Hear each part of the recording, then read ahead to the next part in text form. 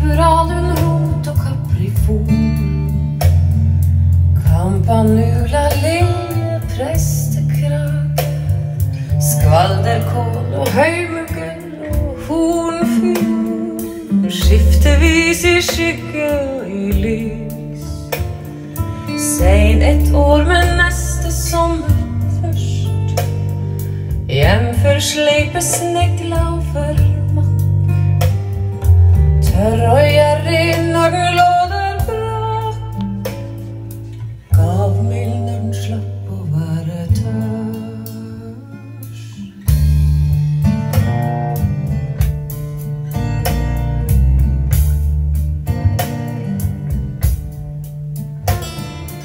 Hvordan vil det huskes som det huset med fru deprimert på utbyggt loft?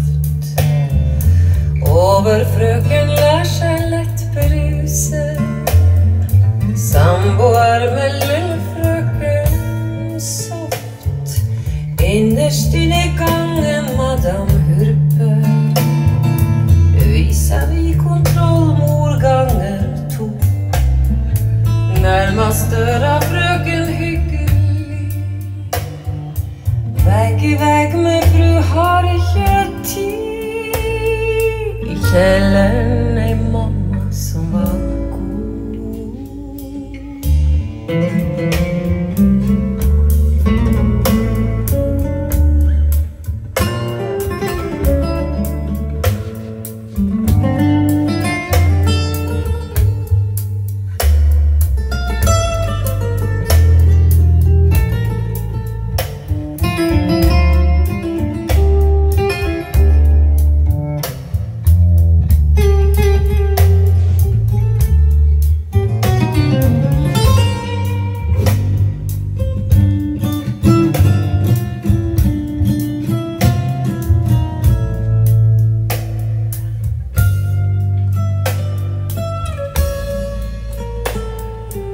Hvordan vil du huskes?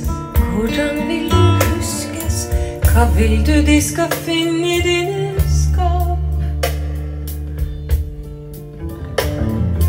Usannsynlig vakre sko som du må ha kjøpt med tap. Hva vil du de skal finne i dine brev? Bare at jeg levde, bare at jeg levde som jeg måtte leve.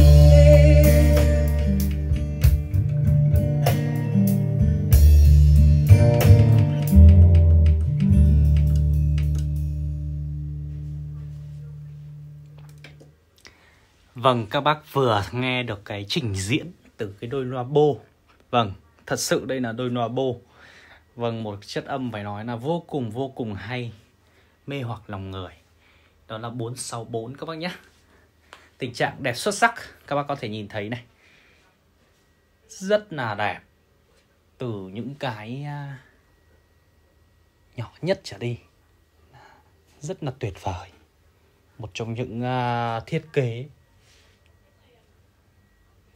đẳng cấp đến từ thương hiệu loa bô mà chúng ta khó có thể chiêm ngưỡng được vẻ đẹp nào ngoài cặp 464 các bác nhé.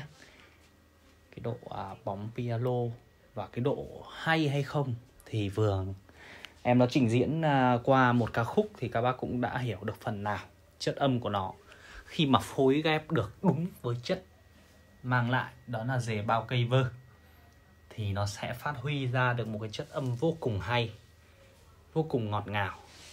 Và cũng như là em test luôn trước đầu CD Audio Aero vừa giới thiệu cho toàn thể các bác nhé. Tiện thể kèm luôn combo này, bô 464 rất đẹp. Không những đẹp về hình thức bày và đẹp cả về tiền luôn.